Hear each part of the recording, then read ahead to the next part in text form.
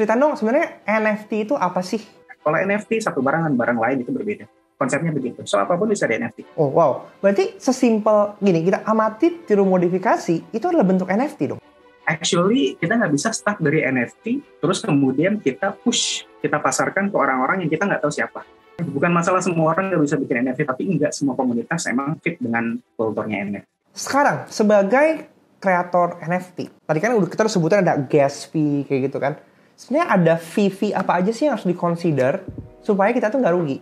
Mungkin ada orang yang nggak peduli nih kita tentang komponen-komponen fee yang sebenarnya terjadi dalam sebuah ekosistem NFT gitu. Betul banget. Dan ini selalu jadi perbincangan gitu ya, apalagi project-project NFT yang baru launch. Oke, secara umum saya bisa kategoriin gayanya itu ada dua. Gitu ya. Pertama itu platform side, keduanya itu blockchain side. Gitu ya. Jadi biaya yang bersifat platform dan biaya yang bersifat blockchain. Gitu ya. Actually cuma dua itu aja. Tapi dua ini memang ada anak-anaknya lagi. Yang biaya platform ini various, masing-masing platform beda-beda. Contoh OpenSea dia ada platform fee 2,5%. Belum lagi kalau misalnya artisnya itu minta royalti sekian persen, itu masuk situ juga dan ada potongan lagi juga. Dan ada juga yang menerapkan listing fee gitu ya. Jadi itu dari masing-masing platform itu dia menerapkan fee untuk platformnya itu beda-beda. Dan komponennya beda-beda juga. Untuk blockchain fee ya, ini cuma ada satu yaitu gas fee aja. Tapi gas fee ini unpredictable dalam arti sangat tergantung kepada dua hal. Pertama, harga si koin yang bersangkutan, kalau Ethereum ya harga Ethereumnya gitu ya. Makin harga Ethereumnya mahal ya harga gas fee-nya makin mahal juga. Yeah. Yang kedua berkaitan sama network activity-nya. Kalau lagi saat itu rame nih yang orang-orang transaksi pakai Ethereum, beli NFT di Ethereum lagi banyak, gas fee-nya mahal juga. Jadi itu agak unpredictable. Tapi kurang lebih ada dua komponen gitu aja, platform side sama blockchain side. Oke. Jadi minimal ya kalau menurut hitung-hitungan lo gitu. Berapa sih sebenarnya harga yang harus dipasang supaya nggak rugi? Oke.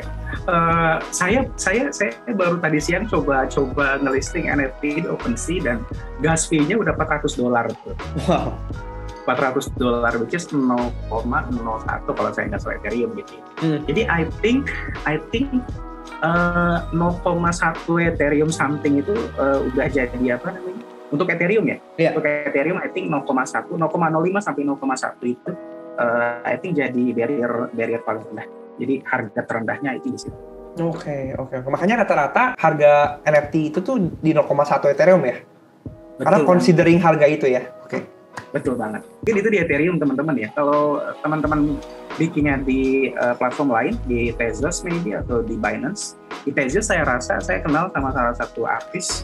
Dia bikin NFT, dijualnya waktu itu cuma 20 Tezos, which is kalau dirupiahkan 100.000 gitu. Itu masih profitable gitu ya, karena di blockchain Tezos gasnya nggak semahal itu gitu. Jadi very on blockchain juga. Tapi kalau di Ethereum, di OpenSea, betul 0,1 kebanyakan gitu. Tapi kalau di Tezos, for example, $10 itu masih viable. Nah, tadi kita ngomongin tentang fee, biaya-biayanya. Dan kalau kita ngomong, apa sih benefitnya jadi NFT creators? Kenapa gitu? Orang-orang yang eligible harus juga masuk dalam NFT gitu. Kalau ada maybe gitu ya, atau kalau ada bercandaan orang-orang bilang katanya ngapain beli NFT, klik kanan save as aja gitu ya. Iya. Kita dapat gambarnya kok gitu. Tapi memang bukan itu yang dijual di NFT dan bukan itu juga yang teman-teman NFT creator provide gitu ya. Ketika teman-teman mau sediakan konten lewat NFT, bukan gambar yang actually bisa diduplikat, di screenshot atau di save as gitu aja gitu ya. Tapi teman-teman bisa kasih kayak sebagai NFT creator gitu tuh. Teman-teman akan dapat sebuah citra atau sebuah positioning tersendiri di komunitas kripto khususnya gitu ya. Jadi NFT ini bisa dibilang ada salah satu kelas barang di ekonomi yang namanya Veblen Goods. Kalau teman-teman tahu Veblen Goods itu apa? Veblen Goods itu barang yang kalau harganya naik ya, permintaannya bukan turun tapi permintaannya malah ikut naik. Kalau teman-teman mungkin barang-barang sehari-hari gitu ya, bensin, makanan, apa-apa harganya naik, permintaannya turun gitu ya. Kalau Veblen Goods harganya naik, permintaannya ikut naik juga. Barang-barang kayak gitu kayak apa gitu ya, kayak tas Gucci, kayak mobil Ferrari, kayak segala macam. Orang beli Ferrari bukan karena pengen nyetir. Kalau pengen nyetir, beli Avanza saja. Orang beli Ferrari karena apa? Karena dia mau menunjukkan ke orang-orang bahwa wah nih gitu ya, saya punya Ferrari, jadi flexing.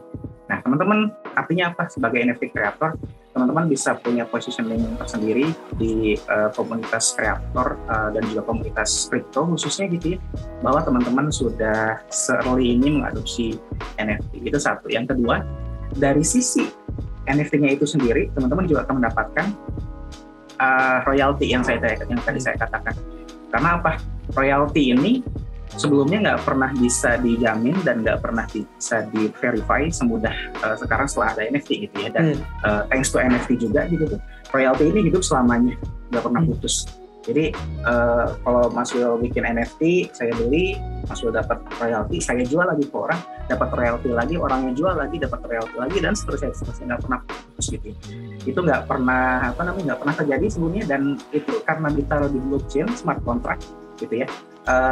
Artinya nggak pernah putus sampai kapanpun, mau sampai anak cucu gitu segala macam. Nah, benefit royalty atau benefit insentif, kalau tadi mungkin bahasa Mas Cuan, nah itu juga saya rasa bisa jadi benefit tersendiri. Tapi tetap saya rasa kembali lagi kepada komunitas tadi gitu ya. Sebelum kita bicara tentang cuan apa segala macam, I think komunitasnya itu penting gitu. Betul, setuju sebenarnya seperti yang kita bahas ya, ngomongin tentang creators ekonomi, di mana creators itu sekarang diajak untuk bisa lebih independen dan nggak lagi tergantung sama konten-konten brand yang bersponsor gitu, di mana sekarang kita bisa nge-create digital produk kita sendiri, dan NFT ini adalah salah satu tools menuju ke sana gitu. Dan untuk bisa menghasilkan ke sana tentu pasti butuh komunitas yang kuat dulu, super fans yang sebenarnya setuju dengan apa yang biasa kita lakukan kayak gitu. Tanpa adanya komunitas ya kreator ekonomi itu nggak akan jalan, which is really good. Dan menurut lo ya sekarang apa sih prediksi masa depan untuk NFT? Karena sekarang banyak teman-teman gue nih yang komplain ya, dia bilang katanya wah NFT harganya pada jatuh semua nih kayak gitu. Nah kira-kira masa depan itu gimana sih Dok? Ya, jadi turun ya gara-gara Bitcoin, Ethereum turun juga. Oke. Nah, jadi saya setuju banget dengan ada beberapa orang yang bilang NFT ini ibarat kayak bubble gitu ya, kayak gelembung, makin gede. Dengan makin gedenya ini bukan makin kokoh dan bukan malah makin makin pasti nih, justru makin besar juga kemungkinannya untuk pecah gitu ya. Oke. Nah, itu kalau kita lihat dari aspek NFT dalam state yang sekarang, ketika kemudian tidak ada tidak ada perkembangan, tidak ada perubahan, dan tidak ada revolusi untuk NFT gitu ya. Nah, saya pernah baca salah satu artikel dari Forbes, kalau saya nggak salah, dia bilang satu-satunya missing link dari NFT itu adalah utility, dia bilang. Jadi dia kasih rumus value NFT itu datang dari mana sih? Dia bilang ada 4 faktor yang bisa ngedrive value dari NFT. Pertama scarcity, kedua reputasi, ketiga itu liquidity, dan yang keempat utility. Gitu ya. Scarcity udah jelas kalau tadi itu, apa cuma ada satu langka dong gitu, makin mahal. Reputasi, kalau yang bikinnya tokoh terkenal, makin mahal juga gitu. Liquidity, makin kemudian gampang dijual belikan gitu ya, makin mahal juga. Keempat nih utility. Nah ini yang sering kelewat dibahas sama orang-orang, terutama NFT kreator ketika mereka mau bikin NFT gitu ya. Utilitas dari si NFT-nya. Nah, kalau mungkin saya mau bergeser sedikit, itulah juga kenapa gitu ya. Saya coba tergerak gitu untuk bikin platform namanya NFT.com.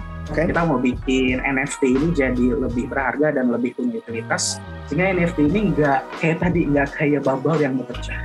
Gitu ya, tapi bubble yang udah gede ini kita solidify supaya lebih kuat gitu tuh. Dengan apa? Dengan utilitas tadi gitu ya. Orang beli NFT nggak cuma berdasarkan spekulasi yang unhealthy dan cenderung kayak apa nih, nggak sehat gitu ya, tapi orang beli NFT karena memang sadar bahwa NFT ini punya utilitas dan worth itu dulu. Nah itu I think fase selanjutnya dari NFT. Setelah sekarang kita ada di fase early stage, I think fase selanjutnya adalah utilization. Dari NFT ini banyak banget utilitas yang disematkan ke dalam NFT. Nah, I think nggak berhenti dari sana sih si NFT ini gitu ya. Nggak cuma berhenti sampai fase utilitasnya saja gitu ya. Setelah NFT ini banyak banget utilitasnya gitu, kita bakal masuk ke dalam fase I think di mana semua NFT itu bakal terintegrasi. Ya, jadi sekarang NFT pecah-pecah nih, ada yang di Ethereum, ada yang di Tezos, ada yang di Binance, ada yang di segala macam.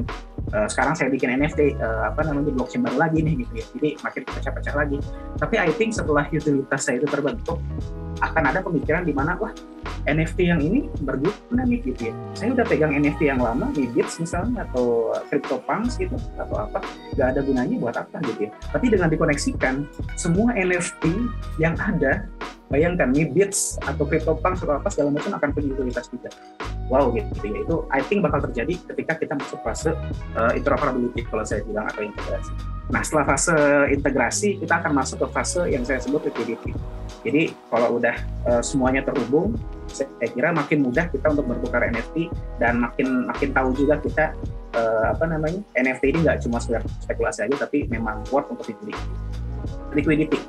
Kalau kita udah masuk ke fase liquidity, ada sebuah mimpi yang orang-orang bilang katanya NFT ini bakal jadi kolateral kalau kita minjem duit di DeFi gitu. Itu bisa terjadi. Sekarang yang nggak ada, atau sekarang barrier terbesar kenapa DeFi nggak bisa pinjam pakai NFT sebagai kolateral itu adalah karena liquidity-nya. Kalau NFT udah liquid, bisa banget jadi kolateral DeFi gitu. Dan saya rasa itu bakal terjadi kalau NFT-nya itu udah ada utilitas dan juga udah saling terhubung satu sama lain.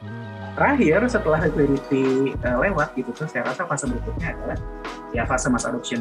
Jadi semua brand dan semua pihak udah mulai bikin NFT, mereka juga udah sadar gunanya apa. Fase adopsi ini juga sangat inline banget sama metaverse ya.